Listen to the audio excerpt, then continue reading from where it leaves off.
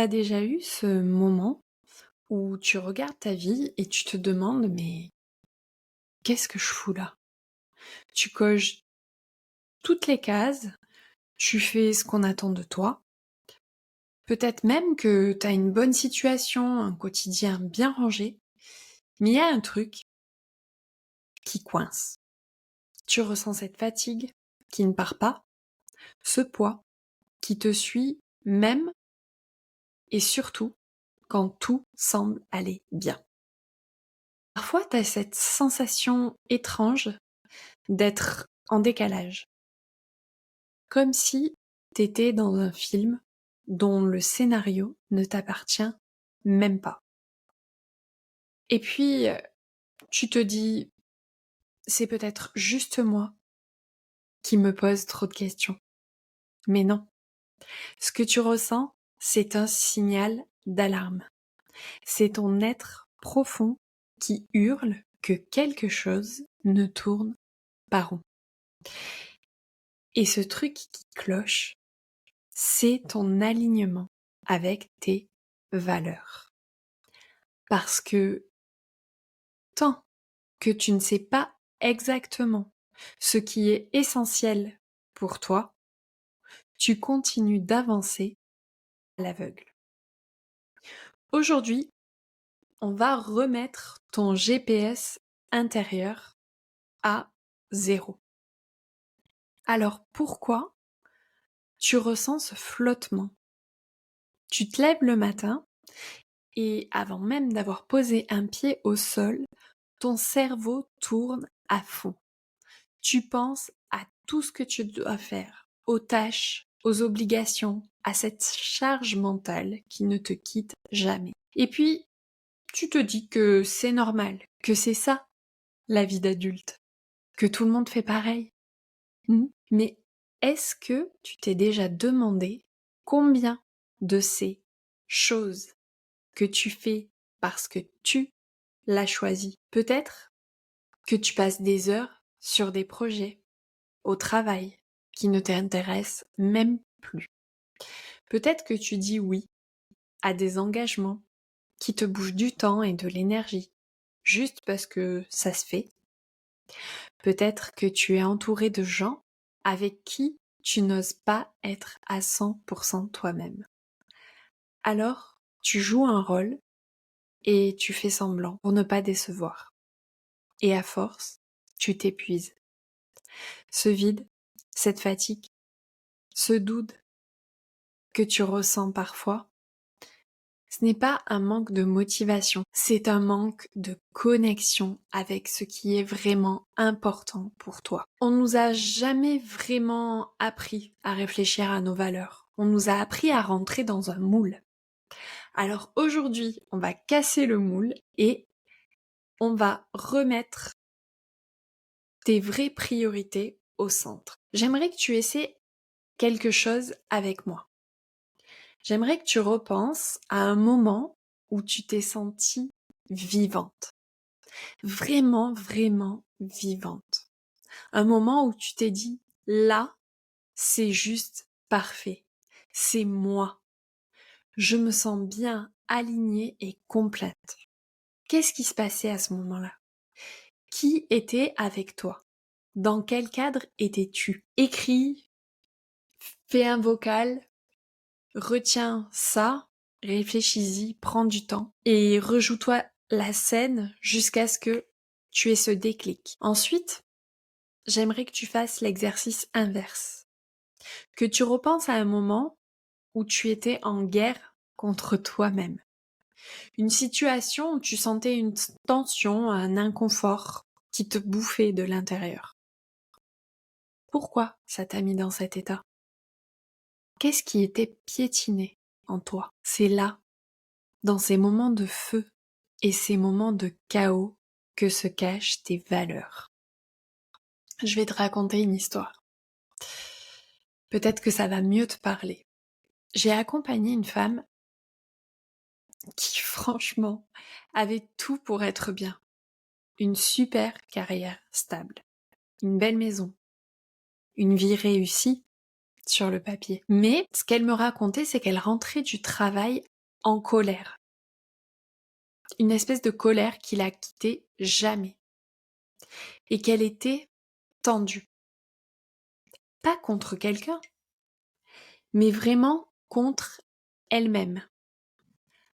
Parce que dans son job, on ne respectait pas ses idées. On la coupait en réunion, on minimisait son travail, et ça l'a bouffée. Pourquoi ? Parce que, en travaillant, elle s'est rendue compte que sa valeur numéro 1, c'était la reconnaissance. Elle avait besoin d'être respectée et entendue. Mais elle était dans un cadre qui la piétinait. Tant qu'elle ne l'a pas compris, elle pensait juste qu'elle exagérait, qu'elle était trop sensible. Mais non, son feu intérieur criait à l'aide. Elle n'était pas le problème. Le problème, c'était l'environnement dans lequel elle évoluait. Mais alors, comment incarner nos valeurs au quotidien? Comment on fait?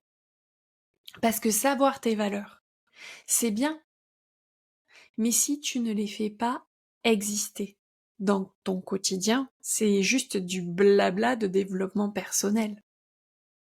Une valeur qui reste dans ta tête, c'est comme si tu avais une carte pour aller trouver un trésor, mais que tu la laisses prendre la poussière au fond d'un placard. Ce que tu peux faire en priorité, c'est de regarder ton emploi du temps. Le temps, c'est vraiment très parlant et tu le sais, c'est quelque chose de très important pour moi. Et je dis toujours, regarde ce que tu as à ton emploi du temps parce que la seule chose qui existe, c'est celle qui est écrite dans ton agenda et qui est à ton emploi du temps. Donc regarde-le et regarde chaque chose que tu fais dans la semaine. Est-ce que ça honore tes valeurs ou est-ce que ça les trahit?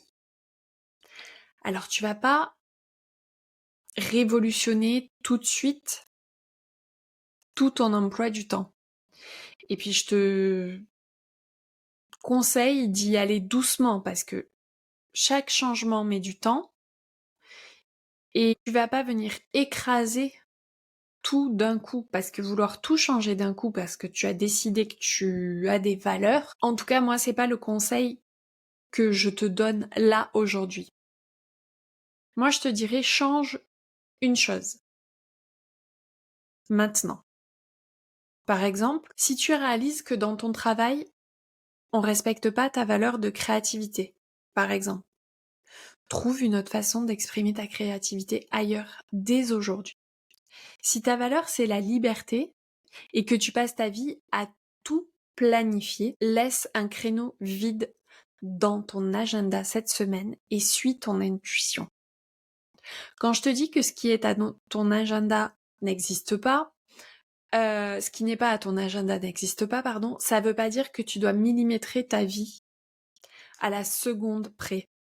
Ça veut dire que justement, tu dois créer des occasions, de te laisser des créneaux vides. Et la vraie planification, entre guillemets, c'est justement laisser de l'espace. J'ai une cliente qui a une énorme valeur de liberté. Pourtant, pour le moment, elle passe son temps à répondre aux attentes des autres. Donc, elle remplit son agenda avec les priorités des autres. Donc, ses besoins passent après les besoins des autres. Et un jour, elle va oser dire non à une demande qui la pompe. Et je jure qu'elle va se sentir renaître.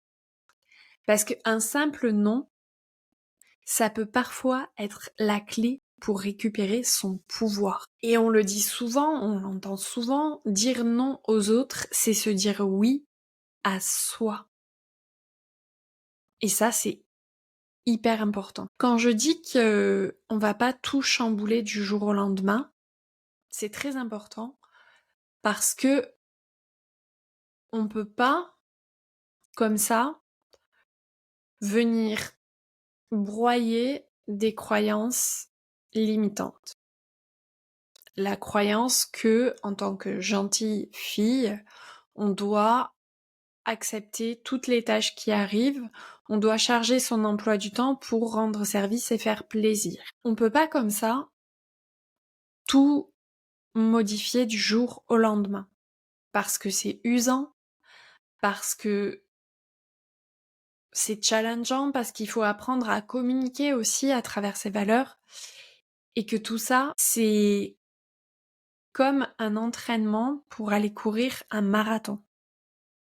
On va pas tout de suite faire les 40 kilomètres. On va peut-être d'abord faire du fractionné. On va s'entraîner, on va peut-être commencer par marcher, on va d'abord mettre ses baskets. Ensuite, on va peut-être toucher à l'alimentation. Mais tout ça, on va le faire touche par touche. Et puis, on va mettre du temps aussi. Pour arriver à s'entraîner à courir un marathon, l'entraînement, il va durer bien plus d'une semaine. Et pour arriver à identifier ses valeurs, ça demande du temps. Ça demande aussi des passages à l'action. Et à travers ces passages à l'action, la confiance grandit. Et ça, c'est complètement OK. J'aimerais aujourd'hui que tu ne fasses pas que réfléchir à ces valeurs, justement, et que tu prennes 10 minutes pour écrire 3 valeurs essentielles. Et surtout, trouve une seule action, même toute petite, que tu vas poser aujourd'hui, après l'écoute de ce podcast, pour les honorer. Même si c'est juste un ajustement. Parce que les actions concrètes t'aident à reprendre le pouvoir sur ta vie. Alors si tu veux aller encore plus loin, rejoins-moi. J'ai plusieurs manières de travailler avec toi si tu as envie.